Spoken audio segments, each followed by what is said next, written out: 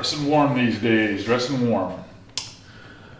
But for many of you that have been fans of this channel for a very long time, you know that when this time of year comes up, I'm big into speckled trout fishing. And I don't mean the standard pedestrian 15 to 20 inch trout. I want to catch those fish that are above 20 inches. I'm going to release them anyway. I'm a big supporter of release over 20.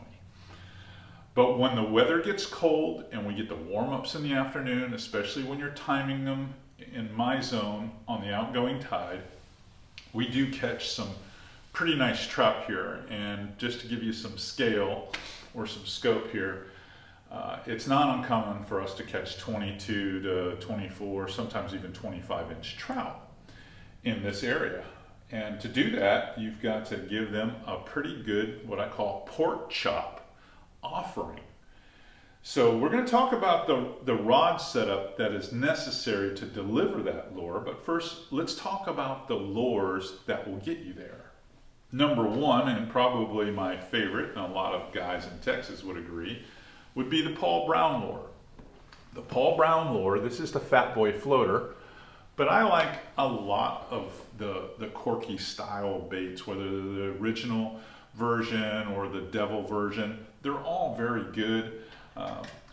They all weigh in that little over a ½ ounce up to maybe 7/8, and they cast far. They just cast, and trout can't leave them alone. And one of the common denominators with all the lures I'm about to show you, they all have, you know, that ability to get out there. I mean, you can really reach out and touch them. The next one, or I should say my next favorite, would be the 27 MR. Now I've modified the hooks on this one, but still this is a ½ ounce to 9/16, even with the modification, does a good job. Catch 2000. This is a standard plug in a lot of places, especially the upper Gulf Coast. If you're fishing that 2-3 foot of water, this is a great finger mullet imitator. If you're fishing creeks and things like that, it does a really good job. It's about 5/8. And then if I am going to throw a surface walker, I'm probably going to throw this one. It's a little tighter walk-in surface walker with its head up. It's got the old Catch 5 body, which I really like. They moved the hook hanger back. This actually won an award at ICAST last summer, 2023. And it's the Duke Dog. And I may change up the hooks on these models. For trout fishing, I might want something a little bit stickier. But this is a 3/4 ounce plug. Again, give me that extended casting distance. So when you're targeting these big trout, especially when we're moving into winter, you got to understand that they can't know you're there. So you're either going to have to wade, or you're going to have to fish from a kayak, a smaller skiff to lower your profile so that you can reach these fish, because you just don't stumble on them. In fact, I've got a lot of friends, when they're fishing this area over here, they'll actually go look for them on one day and then return on the next day to then stay off them so they can bomb cast them. And this is the rod that I've settled on after lots of time spending talking with Trevor Fitzgerald and now testing it, that I want to share with you, that gets the job done. And it's this one right here. This is in his series that I like the most right now. Now we're working on some things. Trust me, we've got some good things coming for next year, not 2024, but 2025. But this is in Trevor's all-purpose series at Fitzgerald Fishing. And it's, in my opinion, the right weight rod and action that will get the job done. And what I mean by that, this is a 7-foot medium heavy with a moderate tip. So this thing shuts down somewhere here in the upper 20%, maybe 25% of the rod, right up in here. And what that does is it allows you to swing these baits that probably most of them weigh around 5/8 to 3/4. It allows them to load up And then when you drive it, whether you're driving into the wind, across the wind, or in some cases with the wind, you can still unload and it will fly. It will literally fly. To me, it's important to be able to make casts, to work plugs like this and have a lot of success on those bigger trout, the ones that I'm talking about, over 20 inches. It's important that you can make a cast that is similar to someone throwing something on a super light braid on a spinning rod. So they're going to probably be able to accomplish a cast that's anywhere from 120 to 150 feet. I can tell you that you will be able to do that and sometimes better with a rod like this, because they're not used to throwing rods that have this type of backbone and this type of tip, because the spinning rods aren't really built that way. They're not built that way at all. So there's a big advantage to learning how to throw these plug rods, and so many of these reels today have such sophisticated centrifugal braking, and the spool technology has grown so much that you can really, or advance so much, you can really cast these things every bit as far as anyone with a spinning rod. I promise you can do that. But this rod is the perfect setup at 7 foot. It's not too long. It's definitely light. This reel only weighs like 6.7 ounces. The rod is it's designed beautifully. It's designed by a guy who's a master craftsman, a rod smith that fished on FLW and some of the Bass Opens for years and understands the rod to lure balance that's necessary to be successful at bass. So you can only imagine what you could do with some of these lures that we're using for inshore fishing. Because I can tell you right now, there's not a lot of difference between bass fishing and inshore fishing, other than the fact that tidal influence changes the game all day long. So that's the big difference.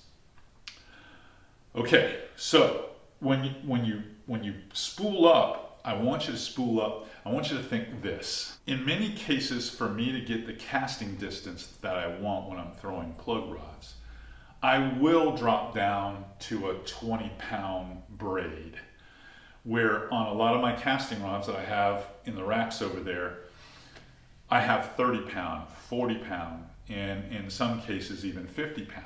But I don't usually go lower than 20. But when I'm throwing this stuff, I want a signature in the water that is so nuanced that they can't feel. This is the one time I like to use the long leaders, whether you're going to tie an FG knot, if you're going to tie a step down leader with a modified Albright, but you're going to need that long leader when you're throwing these plugs. And it's got to be light. You want those leader weights that are in that 12 and 15 pound lineup. And then if you want to put a little bit of tippet at the end, maybe a foot of, I don't know, 20 pound, maybe 25 pound most, unless you live in South Florida and you're expecting a snook with a big rough mouth, because you got that occasional redfish that will be playing with those big trout. But that's what I throw. Now, I do throw, believe it or not, on this setup, I will reach up there on the wall and pull off 12-pound mono, 14-pound fluorocarbon, 15-pound fluorocarbon. And I will throw it on this and just throw that line with a little small piece of tippet. And in some cases, it's even quieter, because now you don't have that sonic sound of the braid coming through the water. For me, because there's a lot of twitching that goes on with these. Even though there's a lot of pauses, there's a lot of twitching. It's like pop, pop, and you're trying to let this bait walk and then stall. And then you're waiting like a minute. Not a minute, but you know what I mean. You're waiting like a 2 or 3 count, and then pop, pop, and then you're waiting a second or two. Wait, pop, pop. It's not constant twitch, twitch, twitch, twitch. You don't twitch these constantly. Not this time of year where you have water temperatures that are in the mid 50s, sometimes the low 50s, sometimes lower than that. Right now, I can tell you it's probably lower than that. It's probably low 50s right now. So when you have drops in water temperature like that, you got to work it slow. So there's these long pauses. As you get trending up water temperature, then you might be able to twitch 2 or 3 pops, and then pick up some slack. 2 or 3 pops, then pick up some slack. So the tempo has to be congruent with whether the water temperature is going this way or the water temperature is going that way. That's ultimately what determines the action on these plugs. But I will tell you that the trout themselves are looking to have that one good feed, because it takes or requires a lot of energy for those bigger trout. As voracious as they can be sometimes, especially before spawning, it takes a lot of energy for them to consume a big bait and then break the skin and the flesh and the bone down in their digestive tract. They might not eat for days. They might not eat for 5-6 days, who knows? But it depends on the size of the bait. But big baits catch big trout. They just do. I mean, unless you're willing to try. Now, I do an awful lot of videos this time of year on the Ned rig. I really do. And it catches the clients a lot of fish when you're throwing that smaller stuff, because you're going to catch sheep's head and flounders and juvenile redfish and smaller trout. So it keeps the action in the boat where the rod's always bending. But there are a lot of us that want to go for that one bite, that one big bite. And when we're fishing for those just couple of big bites a day, the only way you're going to get them is to be able to throw these good sized plugs. If you throw these big plugs, and those 4 right there will put you, in the game. Now, whether it happens or not, that's the timing, and if you're in the right place.